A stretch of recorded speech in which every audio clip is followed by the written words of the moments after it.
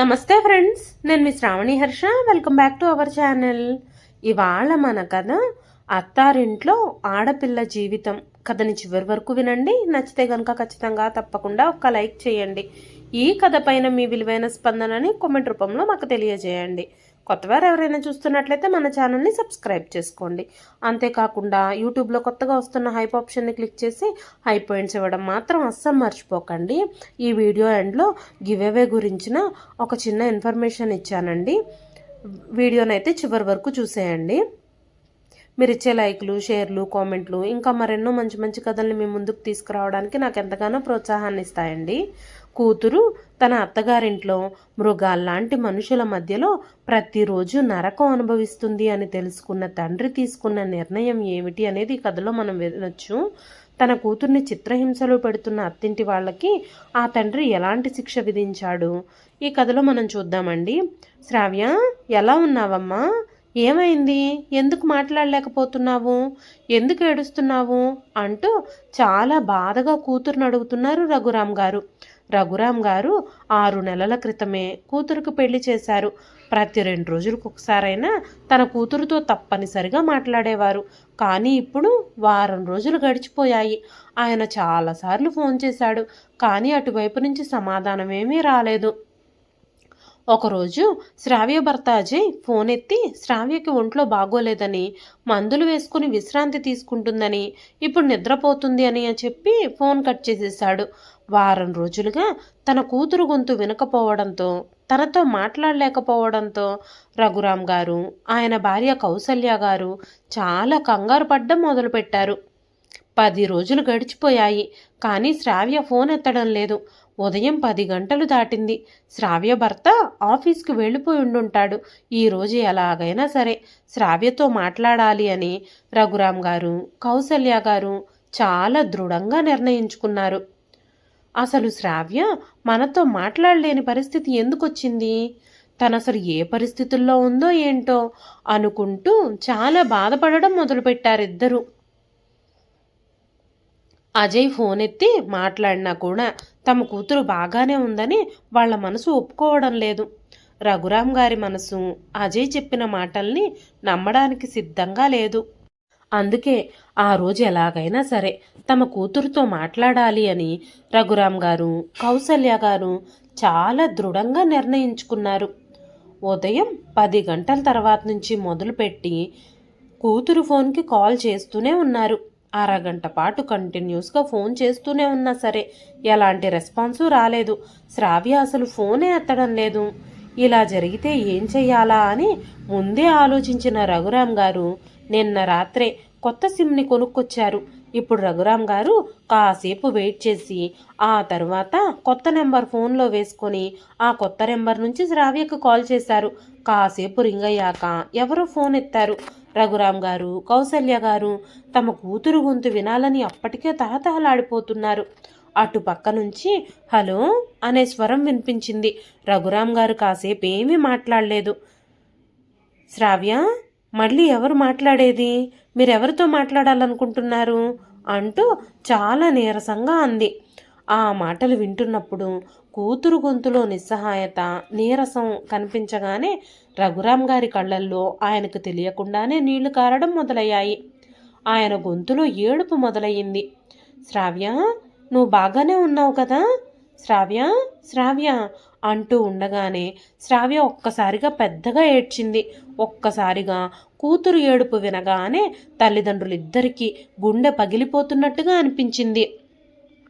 శ్రావ్య తల్లి కౌసల్య గారు వణుకుతున్న స్వరంతో, అమ్మ శ్రావ్య, ఏదో ఒకటి మాట్లాడు.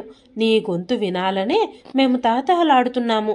10 రోజులుగా మేం నీ గురించే భయపడుతున్నాము. ఏదో ఒకటి మాట్లాడమ్మా అని చెబుతూ ఉండగానే శ్రావ్య మరోసారి పెద్దగా ఏడ్చేసింది. ఇటు పక్క నుంచి రఘురామ్ గారు, కౌసల్య గారు ఏమైంది అని అడుగుతూనే ఉన్నారు, మాట్లాడుతూనే ఉన్నారు. కానీ శ్రావ్య మాత్రం ఏడుస్తూ ఏమీ మాట్లాడలేక కాల్ కట్ చేసేసింది. ఫోన్ కట్ అయిపోయింది. ఇక శ్రావ్య తల్లిదండ్రులు ఇద్దరూ, రఘురామ్ గారు, కౌసల్య గారు అక్కడే సోఫాలో కూలబడిపోయి భయంతో, బాధతో ఏడవడం మొదలుపెట్టారు. రఘురామ్ గారి చేతిలో నుంచి ఫోన్ కూడా జారిపోయింది. కన్నీళ్లతో తడి కళ్ళతో ఆయన కింద పడిపోయాడు. తలపై చేతులు పెట్టుకుని మరీ కూర్చున్నాడు. ఆయన పరిస్థితి చూసి కౌసల్య గారు ఆయన భుజం తట్టి ఓదార్చారు. అయితే ఇద్దరూ ఒకే పరిస్థితుల్లో ఉన్నారు. ఇద్దరికీ దుఃఖం ఆగట్లేదు. అంత దుఃఖంలో ఉన్నారు. రఘురాం గారికి శ్రావ్య పెళ్లి జరిగిన రోజు జరిగిన సంఘటనలన్నీ ఒక్కసారిగా గుర్తుకొచ్చాయి. అంగరంగ వైభవంగా పెళ్లి జరుగుతూ ఉంది. అత్తగారికి పెట్టిన పట్టుచీర కాస్ట్లీగా లేదని వరలక్ష్మి గారు పెళ్లి పందిట్లో పెద్ద గొడవే చేసేశారు. పెళ్లి తంతు జరుగుతూ ఉన్నప్పుడు మగ పెళ్లి వాళ్ళు ఇలా మారాలు చేయడం సహజమేనని చెప్పి రఘురాం గారు కౌసల్య గారు ఇద్దరూ సర్దుకున్నారు. కౌసల్య గారు గబగబా బంధువుల్లో ఒకరిని షాప్కి పంపించి ఒక కాస్ట్లీ పట్టుచీర తెప్పించి వియ్యపురాలి గారికి చదివించారు. అమ్మయ్య, సమస్య తీరింది అని ఊపిరి పీల్చుకునే అంతలోనే ఆడపడుచు లాంఛనాలు సరిపోలేదని ఆడపడుచు పందిట్లోకి కూడా రాకుండా అలిగి రూంలోనే కూర్చుంది. పెళ్లిలో ఆడపడుచు అలకలు సహజమేనని మురిపంగానే చూశారు రఘురాం గారు కౌసల్య గారు. తనకి ఏం కావాలో అడిగి మరీ కనుక్కొని తనకి కావలసినవన్నీ ఇచ్చారు. తన అలక తగ్గించి మండపంలోకి తీసుకొచ్చి కూర్చోబెట్టారు. పెళ్లి తంతు పూర్తయిపోయాక కొత్త కోడలు అత్తవారింట్లో గృహప్రవేశం చేసేటప్పుడు సకల లాంఛనాలు జరిపించాలని, సామాన్లన్నీ కూడా కూతురుతో పాటే ఆ ఇంట్లో అడుగు పెట్టాలని చెప్పి fridge, TV, washing machine, double cot bed, AC, కిచెన్లో సామాన్లు, మిక్సీలు, గ్రైండర్లు, ఓవెన్లు ఇలా పెద్ద లిస్టే ఇచ్చారు శ్రావ్య వాళ్ళ అత్తింటి వాళ్ళు.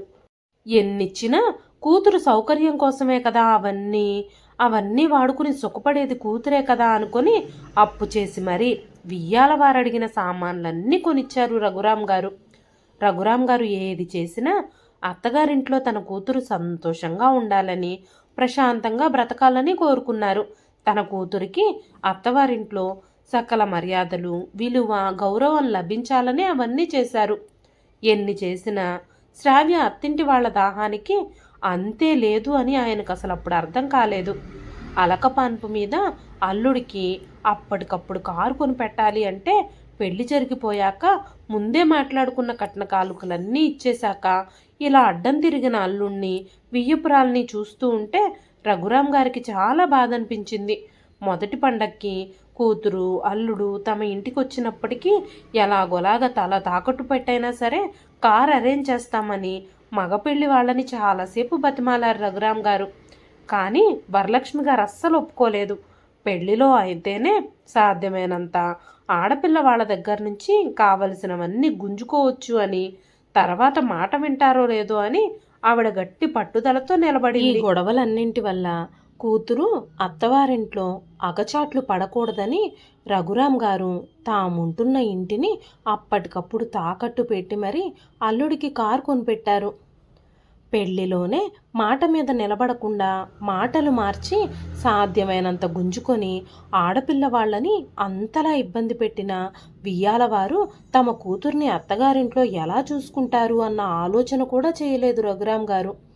పెళ్లి జరిగాక కూతురు అల్లుడు ఇన్ని నెలల్లో ఒక్కసారి కూడా పుట్టింటికి రాలేదు. రఘురాం గారు కౌసల్య గారు కూతుర్ని చూడడానికి అత్తగారింటికి వెళ్ళాలి అనుకున్నా కూతురు ఏదో ఒక సాకు చెప్పి వాళ్ళని రానివ్వకుండా చేసేసింది. చాలాసేపు ఆలోచించిన తర్వాత రఘురాం గారు ఒక నిర్ణయం తీసుకున్నారు. వెంటనే కౌసల్య గారితో, కౌసల్య, మనకి 2 రోజులకి సరిపడా బట్టలు సర్దు, మనం వెంటనే శ్రావ్య వాళ్ళింటికి బయలుదేరదాం. ఈరోజు సాయంత్రమే మన ప్రయాణం అని చెప్పగానే కౌసల్య గారు, లేదండి, అలా చేయకూడదు, మనం ఆడపిల్ల తల్లిదండ్రులం, అకస్మాత్తుగా ఇలా శ్రావ్య అత్తింటి వాళ్ళెవ్వరికీ చెప్పకుండా వాళ్ళింటికి వెళితే శ్రావ్య అత్తమామలు వాళ్ళ కుటుంబంలోని వాళ్ళు మన గురించి ఏమనుకుంటారు? వాళ్ళకి చాలా కోపం వస్తుంది. పెళ్లిలో చూసాం కదా వాళ్ళు అసలు ఎలాంటి వాళ్ళో. ప్రతి విషయానికి గొడవలు పెట్టుకోవాలని, ఇబ్బంది పెట్టాలనే చూశారప్పుడు.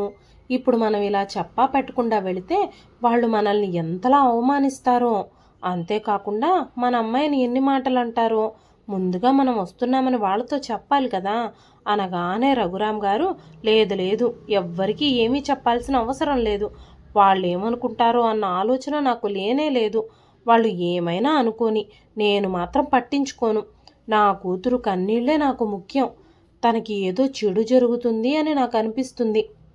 మనం ముందుగా అందరికీ చెప్పి అక్కడికి వెళితే అక్కడ ఏం జరుగుతుందో మనకు ఎలా తెలుస్తుంది? మనం వెళ్ళేసరికి వాళ్ళు విషయం బయటపడకుండా జాగ్రత్త పడితే అన్నారు రఘురామ్ గారు. ఆ రోజు సాయంత్రం రఘురామ్ గారు, కౌసల్య గారు తమ ఊర్లో రైలెక్కి హైదరాబాదులో ఉదయానికి దిగారు. మరుసటి రోజు ఉదయం 10 గంటల కంటే ముందుగానే శ్రావ్య వాళ్ళ అత్తామామల వాళ్ళ ఇంటికి వాళ్ళిద్దరూ చేరుకున్నారు. ఇలా ఒక్కసారిగా శ్రావ్య తల్లిదండ్రుల్ని చూసిన అత్తామామల కాళ్ళ కింద నేల జారిపోయినట్టుగా అయ్యింది. శ్రావ్య అత్తగారు వరలక్ష్మి గారు వాళ్ళని చూసి కంగారు పడిపోతూ, మీరు నాకు చెప్పా చేయకుండా ఎలా వచ్చారు? అసలు ముందుగా చెప్పా పెట్టకుండా ఇలా వచ్చేస్తే ఎవరైనా ఇబ్బంది పడతారని మీకు తెలియదా? అనగానే రఘురామ్ గారు, ఏం లేదు అక్కయ్య గారు, శ్రావ్యను చూడాలని నిన్నటి నుంచి మనసంతా పీకుతుంది. పెళ్ళై 6 నెలలు అవుతున్నా ఇప్పటి వరకు మేము మా కూతుర్ని కలవలేకపోయాం. వాళ్ళు మా ఇంటికి రాలేదు, మేము ఇక్కడికి రాలేకపోయాము. శ్రావ్య ఎలా ఉందో చూద్దామని, మీ అందరినీ కూడా సర్ప్రైజ్ చేసినట్టుంటుందని అప్పటికప్పుడే మేము బయలుదేరి వచ్చేసాం. ఫోన్ చేసి మీకు ఇన్ఫర్మేషన్ ఇచ్చేంత టైం లేదు. మా కూతురు కళ్ళల్లో ఆశ్చర్యాన్ని, ఆనందాన్ని చూడాలని ఇలా చేసాం. అందుకే మీకు చెప్పలేదు.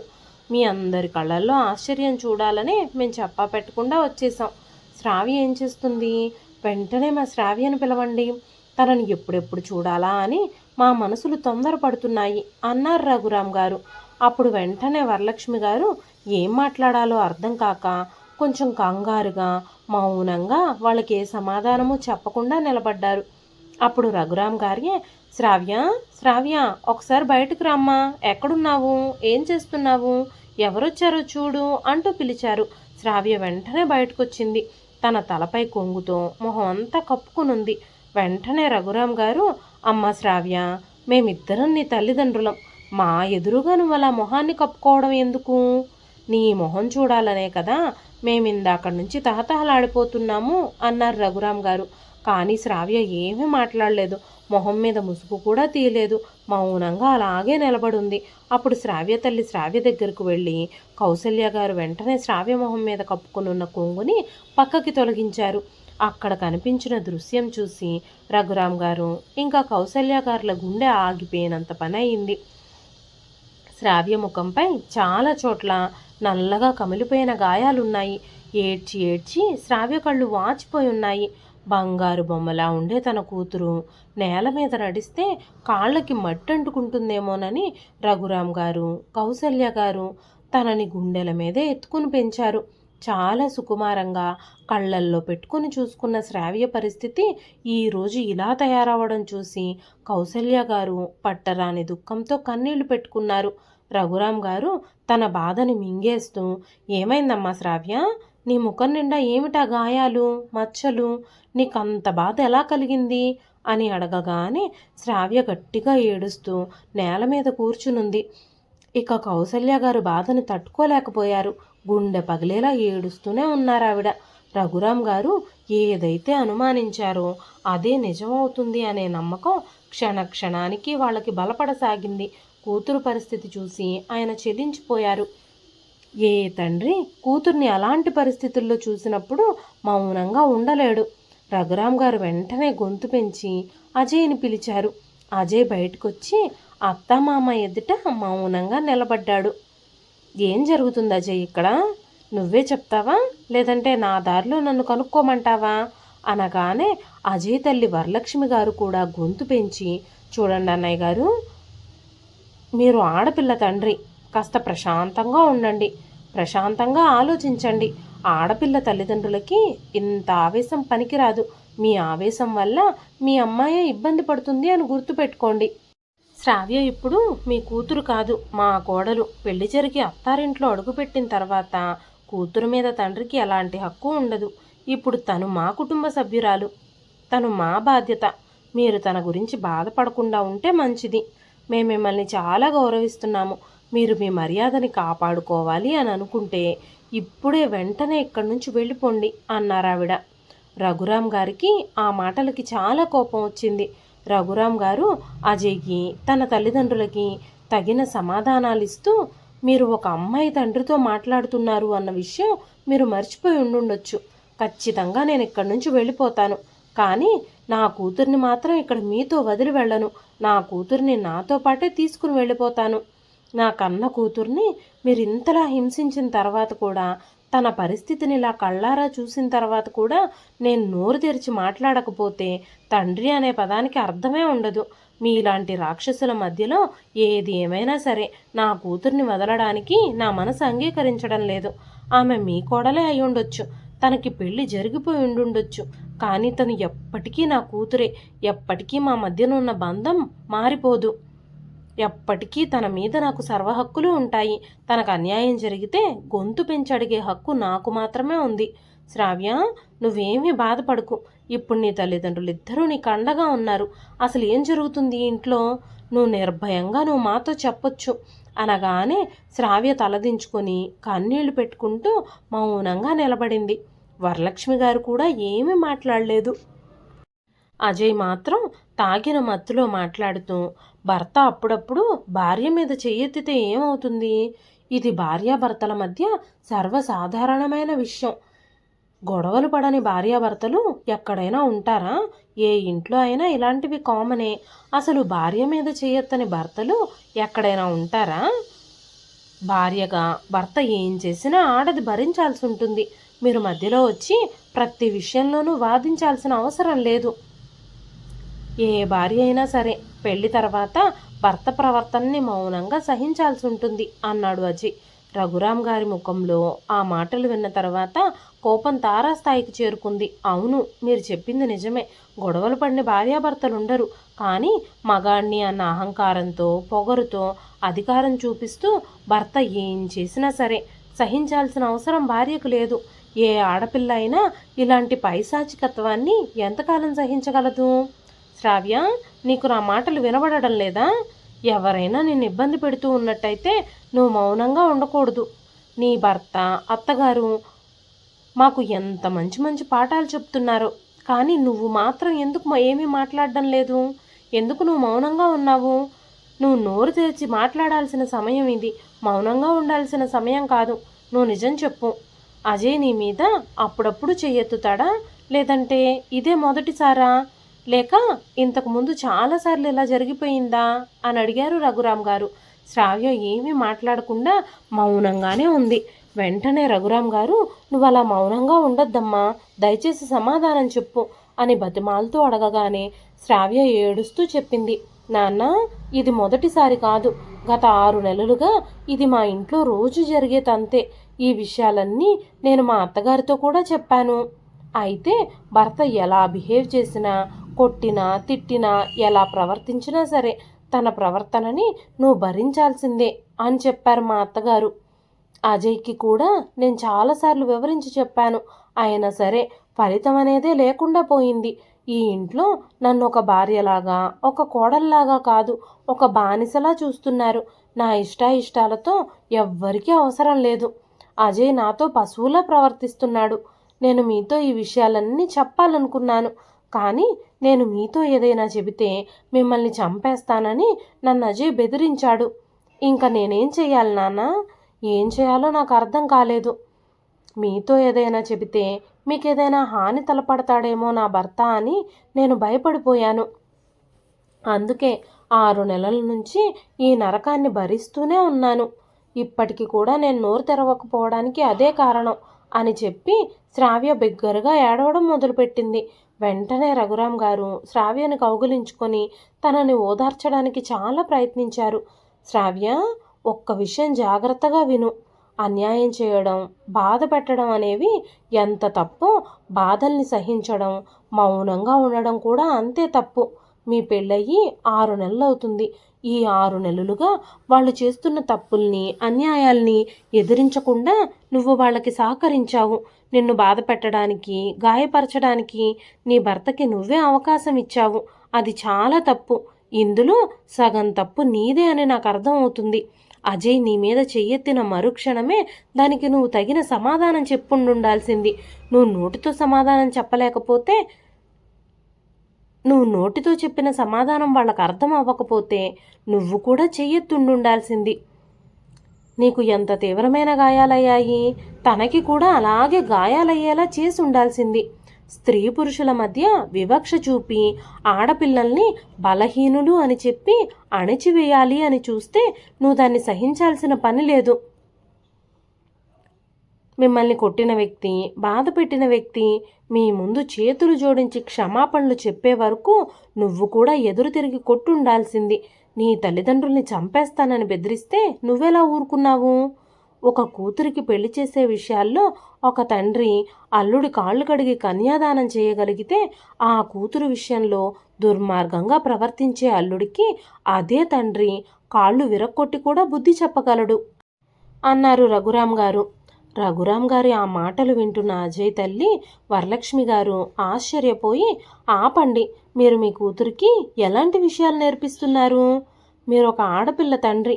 ఆడపిల్లలకి కోడలిగా అత్తగారింట్లో ఓర్పుతో సహనంతో కాపురం చెయ్యమని, తన కుటుంబాన్ని నిలబెట్టుకోమని నేర్పించాలి కానీ భర్తకి అత్తగారికి ఎదురు తిరగమని నేర్పిస్తున్నారా మీరు? కూతురు అత్తగారింట్లో మీరు ఇంత అహంకారం చూపిస్తున్నారు. మా ఇంటికొచ్చి నన్ను నా కొడుకుని బెదిరిస్తున్నట్టుగా మాట్లాడుతున్నారు అనగానే రఘురాం గారు, నేను ఒక ఆడపిల్ల తండ్రినే, అంత మాత్రాన నేనేమీ నేరస్తుడిని కాదు. నేను ఏ తప్పు చేయలేదు. ఎప్పుడూ మీ ముందు తల వంచుకొని నేరస్తుడిలా నిలబడ్డానికి నేనేమైనా తప్పు చేసిన వాడినా? ఆడపిల్ల తల్లిదండ్రులు అల్లుడు కుటుంబ విషయంలో చందనం అంత చల్లగా ఉన్నా తేడా జరిగితే మరో పక్క అవసరమైతే మండే అగ్నిజ్వాలగా కూడా మారగలుగుతారు. నా కూతుర్ని కొడుకుని పెంచినట్టే పెంచాను. ఆడపిల్ల అని ఎప్పుడూ తక్కువ చేసి చూడలేదు. నాకు కొడుకుంటే ఎలా పెంచేవాణ్ణో అలాగే పెంచాను. ఇప్పటి వరకు నేనే నా కూతురుపై ఎప్పుడూ చేయెత్తలేదు. నా కూతురు ఒంటి మీద ఒక్క గీత కూడా పడనివ్వకుండా పెంచాను నేను. ఈరోజు నా కూతుర్ని మీరు ఎలాంటి పరిస్థితికి తీసుకొచ్చారు? ఈరోజు ఇంత జరిగాక కూడా ఇంకా మీరు నా నుంచి గౌరవ మర్యాదల్ని ఎక్స్పెక్ట్ చేస్తున్నారా? ప్రతి తల్లిదండ్రులు చేస్తున్న తప్పిదే. తమ కూతుర్లని అత్తగారింటికి పంపించేటప్పుడు అక్కడ ఏం జరిగినా సరే మౌనంగా భరించమని, అత్తగారు భర్త తనతో ఎంత ఘోరంగా ప్రవర్తించినా సరే నోరెత్తకుండా మౌనంగా ఉండమని, అత్తగారింటి పరువు మర్యాదలు పుట్టింటి గౌరవము కాపాడమని పదే పదే బ్రెయిన్ వాష్ చేసి పంపిస్తారు. తల్లిదండ్రుల మాటల్ని మనసులో పెట్టుకొని పుట్టింటి గౌరవాన్ని కాపాడడం కోసం ఆడపిల్లలు అత్తమామలు భర్త చేసే పైశాచికత్వాన్ని మౌనంగా భరించడం మొదలు పెడతారు. ప్రతిదానికి అణిగిమణిగి ఉండడం మొదలు పెడతారు. మన పిల్లలకి మనమే బాధని కలిగించే విలువల్ని నేర్పించాల్సిన అవసరం లేదు. అన్నీ వదులుకొని మన ఇంటికి వచ్చిన ఆడపిల్లకి కొంచెం కూడా విలువ గౌరవం ప్రేమ ఇవ్వలేని మీరు విలువల గురించి మాట్లాడుతున్నారా నాతో? ఎలాంటి విలువలు నేర్పించారు మీరు మీ కొడుక్కి? మీ కొడుకులో ఎన్ని మంచి లక్షణాలు ఉన్నాయో! ఇంత మంచి భర్త, ఇంత మంచి అత్తమామలు మా కూతురికి అవసరం లేదు అంటూ రఘురాం గారు, శ్రావ్య, నువ్వు మాతో పాటురా, ఇక్కడ నేను ఎవరు ఆపుతారో నేను చూస్తాను అనగానే శ్రావ్య అత్తగారైన వరలక్ష్మి గారు శ్రావ్యని తన తల్లిదండ్రుల వైపుకు తోస్తూ, తీసుకెళ్ళండి మీ అమ్మాయిని. మీరు అసలు ఏమనుకుంటున్నారు? నా కొడుక్కి మీ అమ్మాయి తప్పితే వేరే దారి లేదు అని అనుకుంటున్నారా? మా కొడుక్కి భార్య లేదు అని తెలిస్తే మా ఇంటి ముందు ఆడపిల్లల తల్లిదండ్రులు క్యూలో నిలబడతారు. మీరు వెంటనే ఇక్కడి నుంచి వెళ్ళిపోండి అంటూ శ్రావ్య చెయ్యి పట్టుకుని లాగుతూ తన తల్లిదండ్రుల వైపుకు నెట్టారు వరలక్ష్మి గారు. అప్పుడు కౌసల్య గారు కోపంగా, వదన గారు, మీరు అసలు ఎలాంటి వాళ్ళు? సాటి ఆడదాని జీవితం గురించి కాస్తైనా ఆలోచన లేదు మీకు. మీరు ఏ విధంగా అయితే ఈ ఇంటికి కోడలుగా వచ్చారో అలాగే నా కూతురు కూడా ఈ ఇంటికి కోడలుగానే వచ్చింది.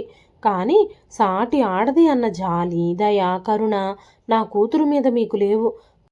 కనీసం మీకు ఎదుటి వ్యక్తితో ఎలా మాట్లాడాలో కూడా తెలియదు. ఎదుటి వ్యక్తిని గౌరవంగా చూసుకోవాలని, వాళ్ళకి గౌరవం ఇవ్వాలని, మర్యాద ఇవ్వాలని కూడా మీకు తెలియదు. నా కూతురు అత్తగారింట్లో సంతోషంగా ఉండాలని, గౌరవంగా బ్రతకాలని అంత కట్నం ఇచ్చి మా అమ్మాయికి పెళ్లి చేశాము. కానీ మీరు మా అమ్మాయికి ఇచ్చిన గౌరవం ఇది. మా కూతురు విషయంలో మీరు చూపించిన విలువ మర్యాదలు ఇవే అని కోపంగా అన్నారు కౌసల్య గారు. వెంటనే రఘురాం గారు, నువ్వు బాధపడకు కౌసల్య, ఈరోజు చాలా మంచి రోజు. అందుకే మన శ్రావ్య ఆ నరక కోపం నుంచి విముక్తి పొందిన రోజు ఇది. మనం పాయసం చేసుకొని సెలబ్రేట్ చేసుకోవాలి, అంతేగాని బాధపడతావెందుకు అంటూ కూతుర్ని గుండెలకి హత్తుకుంటూ భార్య భుజం మీద చెయ్యి వేసి బయటకు నడిపిస్తూ చెప్పారు. రఘురాం గారు ఒక్క క్షణం ఆగి వరలక్ష్మి గారి వైపు చూస్తూ, మీ అబ్బాయికి రెండో పెళ్లి చేస్తానంటున్నారు కదా, ఎలా చేస్తారో నేను చూస్తాను. అజయ్కి ఎలాంటి సంబంధం వస్తుందో, ఎవరు పిల్లనివ్వడానికి మీ ఇంటి ముందుకొస్తారో నేను చూస్తాను. నా కూతురులాగా ఇంకొక ఆడపిల్ల జీవితాన్ని మీ పైశాచికత్వానికి బలెవ్వనివ్వను అన్నారు రఘురాం గారు. వెంటనే అజయ్కి చాలా కోపం వచ్చింది. శ్రావ్యను తన వైపు లాక్కొని గట్టిగా లాగిపెట్టి కొట్టాడు. వెంటనే రఘురాం గారు శ్రావ్యతో, ఈరోజు నీకెంత బలం ఉందో ఆ బలాన్నంతా ఉపయోగించి నీ శక్తి మేరకి నిన్ను కొట్టిన వ్యక్తిని తిరిగి లాగిపెట్టి చంపదెబ్బ కొట్టమని చెప్పారు. శ్రావ్య కూడా చాలా కోపంగా అజయ్ 2 చెంపల మీద లాగిపెట్టి 2 సార్లు కొట్టింది. శ్రావ్య బలంగా లాగిపెట్టి కొట్టడంతో అజయ్ నేల మీద పడిపోయాడు. వెంటనే రఘురాం గారు విజిల్ వేశారు. ఒక్క క్షణంలోనే గేటు బయట నిలబడి ఉన్న పోలీసులు లోపలికొచ్చారు. ఇదంతా రఘురాం గారు ముందుగానే ప్లాన్ చేశారు. పోలీసుల్ని చూసిన అజయ్కి ఇంకా తన తల్లి వరలక్ష్మి గారికి కాళ్ళ కింద నేల జారిపోయినట్టుగా అనిపించింది.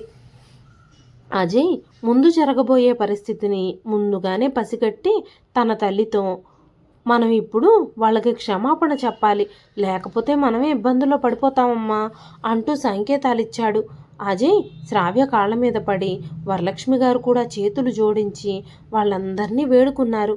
రఘురాం గారు శ్రావ్య వైపు చూసినప్పుడు శ్రావ్య పూర్తి ధైర్యంగా నిలబడి మాట్లాడడం మొదలుపెట్టింది.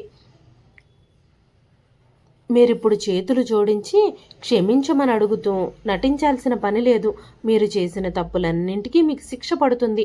ఆ శిక్ష పడుతుందన్న భయంతో మీరు నాటకాలు ఆడాల్సిన పని లేదు. మీకేదైనా మంచి జరుగుతుంది అంటే తల్లి కొడుకులు ఇద్దరూ హాయిగా ఒకే జైల్లో కూర్చుని మీ జ్ఞాపకాలని జ్ఞానాన్ని పంచుకోవచ్చు. అదే మీకు జరగబోయే మంచి అని చెప్పింది శ్రావ్య. వెంటనే పోలీసులు, మా కళ్ళ ముందే నీ భార్యని ఇన్ని మాటలు అన్నావు, లాగిపెట్టి కొట్టావు, ఇవన్నీ మేం బయటే నిలబడి వింటూనే ఉన్నాము. నీకు శిక్ష పడకుండా ఆపడం ఎవ్వరి వల్ల కాదు అన్నారు. ఇంతలోనే రఘురాం గారు, ఇది మాత్రమే కాదు, కట్నం కోసం నేను ఖర్చు చేసిన ప్రతి రూపాయికి సంబంధించిన లెక్కలన్నీ నా దగ్గర ఉన్నాయి. ఈ తల్లి కొడుకులిద్దరూ వడ్డీతో వాటన్నింటినీ తిరిగి ఇవ్వడానికి వెంటనే ఏర్పాట్లు చేసుకోవాలి అని చెప్పారు ఆయన. అజయ్ వరలక్ష్మి గారు పోలీసుల్ని ఎంత వేడుకున్నా సరే పోలీసులు వాళ్ళిద్దరినీ వదల్లేదు, జైలుకు తీసుకెళ్లారు. రఘురాం గారు ఎంతో గర్వంగా తన కూతుర్ని తన భార్యని తీసుకొని ఆ ఇంటిని విడిచిపెట్టారు. గృహహింస కేసులో అజయ్కి తన తల్లికి తల్లి కొడుకులు ఇద్దరికీ 2 ఏళ్ల జైలు శిక్ష పడింది. ఆడపిల్లలు ప్రతి పరిస్థితిని సహించాల్సిన అవసరం లేదు. భర్త అయినా అత్తగారైనా ఎవరైనా సరే మన గౌరవాన్ని దెబ్బతీయాలని చూసినప్పుడు తిరిగి పోరాడడానికి వెనకాడాల్సిన పని లేదు. తల్లిదండ్రులతో ఆడపిల్లలు తమ సమస్యల గురించి పంచుకోవాలి. ప్రపంచం ఏమనుకుంటుంది, లోకం ఏమనుకుంటుంది, పుట్టింటి పరువు పోతుంది అని అస్సలు ఆలోచించకూడదు. మొదటగా మిమ్మల్ని హింసించినప్పుడే గొంతు పెంచాలి. విషయం తీవ్రమయ్యే వరకు ఆగాల్సిన పని లేదు. మౌనంగా ఉండడం వల్ల ఏ సమస్యకి పరిష్కారం దొరకదు. ఎదురు తిరిగి పోరాడితేనే ప్రతి సమస్య పరిష్కరించబడుతుంది అని శ్రావ్యకి ధైర్యం చెప్పారు రఘురాం గారు. ఇదండి ఈ రోజు కథ. ఈ కథ మీకు ఎలా అనిపించింది? రఘురాం గారు అల్లుడికి వియ్యపురాలికి శిక్ష విధించడం సరైన నిర్ణయమే అని మీరు భావిస్తున్నారా? చాలామంది అల్లుడికి ఒక వార్నింగ్ ఇచ్చి కూతుర్ని మళ్ళీ అదే నరకంలో వదిలేసి వస్తారు కదా. రఘురాం గారు కూడా అలాగే చేస్తుంటే బాగుండేది అని మీరు అనుకుంటున్నారా? మొగుడు యముడైనా రాక్షసుడైనా కళ్ళు మూసుకొని అన్నీ సహిస్తూ కాపురం చేయాలి తప్ప అలా తెగదెంపులు చేసుకోకూడదు. ఒక ఆడదానికి విలువ గౌరవం భర్త పాదాల దగ్గర అణిగి మణిగి ఉన్నప్పుడే అని మీరు భావిస్తున్నారా? శ్రావ్య విషయంలో తల్లిదండ్రులు చేసింది సరైన నిర్ణయమే అని మీరు భావిస్తే మీ విలువైన అభిప్రాయాలని కామెంట్ రూపంలో మాకు తెలియజేయండి. కథ నచ్చితే ఒక లైక్ చేయండి. మరెన్నో ఇలాంటి ఇంట్రెస్టింగ్ కథల కోసం మన ఛానల్ని సబ్స్క్రైబ్ చేసుకోండి. గివ్అవే గురించి ఒక లిస్ట్ అయితే నేను ఆల్రెడీ షార్ట్ వీడియోలో లాంగ్ వీడియోలో కూడా పెట్టాను కదండి. ఒక 4 అయితే రెస్పాండ్ అయ్యారు, మిగతా 3 రెస్పాండ్ అవ్వలేదు. ఆ ముగ్గురికి నేను కామెంట్స్లోకి వెళ్ళి రిప్లై కింద మీరు గివేవేకి సెలెక్ట్ అయ్యారండి, మీ అడ్రస్లు ఈ ఫోన్ నెంబర్కి పెట్టండి అని నేను రిప్లై కింద ఇచ్చానండి. అయినా సరే రెస్పాండ్ అవ్వలేదు. ఒక్కరైతే రెస్పాండ్ అయ్యారండి. తెలుగే నా శ్వాస అనే అకౌంట్ నుంచి వాళ్ళు రెస్పాండ్ అయ్యి మేము మలేషియాలో ఉంటామండి అని చెప్పారు. సో వాళ్ళకి గిఫ్ట్ పంపించడం కుదరదు కాబట్టి మీ ప్లేస్లో వేరే వాళ్ళని సెలెక్ట్ చేస్తాను అని అడిగినప్పుడు వాళ్ళు సంతోషంగా ఒప్పుకున్నారు. నేనైతే లాస్ట్ మిస్ అయిన ఇద్దరు తెలుగే నా శ్వాస అనే అకౌంట్ ప్లేస్లో నేను సెలెక్ట్ చేసిన ఇంకొకళ్ళు, ఆ ముగ్గురు నేమ్స్ అయితే ఈ వీడియో లిస్ట్లో అయితే ఇచ్చేస్తున్నానండి. ఆ ముగ్గురు ఈ వీడియో చూసిన వెంటనే స్క్రీన్ మీద ఉన్న నెంబర్కి అయితే రెస్పాండ్ అయ్యి మీ అడ్రస్లు అయితే పెట్టండి. నేనైతే గివ్అవే గిఫ్ట్స్ అయితే మీకు పంపించేస్తాను. మళ్ళీ ఇంకో 10 రోజుల్లో నెక్స్ట్ గివ్అవే కూడా అనౌన్స్ చేసేస్తానండి. ఈ మంత్ లాస్ట్ డే కానీ జూలై మంత్లో ఫస్ట్ వీక్లో ఏదో ఒక రోజైతే నేను లిస్ట్ అయితే అనౌన్స్ చేస్తానండి. ఇంకా గివ్అవేస్ కోసం మన ఛానల్లో కథలు చదివి కామెంట్స్ చేస్తూ ఉండండి. ప్రతి నెలలో అయితే నేను గివ్అవే కింద 5గురిని అయితే సెలెక్ట్ చేసి గిఫ్ట్స్ పంపిద్దాం అనుకుంటున్నాను. ఫస్ట్ గివ్అవేలో శారీస్ ఇచ్చాం కదా, సెకండ్ గివ్అవే కూడా శారీసే ఇద్దామని నేను అనుకుంటున్నానండి. అసలైతే నేను స్కూల్స్ ఓపెన్ అవుతున్నాయి కదా, స్కూల్ బ్యాగ్స్ ఇద్దాం అనుకున్నాను. కానీ ఎంతమందికి చిన్నపిల్లలు ఉన్నారో తెలియదు, మళ్ళీ ఎందుకులే అని చెప్పి శారీస్ అయితే ఇచ్చానమాట. ఈ గివ్అవేకి కూడా శారీసే ఇద్దాం అనుకుంటున్నాను. ఆ నెక్స్ట్ గివ్అవేకి ఏమి ఇవ్వచ్చు, మీ ఐడియాస్, ఇంకా మీ సలహాలు ఇవన్నీ కూడా మనకి కామెంట్స్లో అయితే చెప్పండి.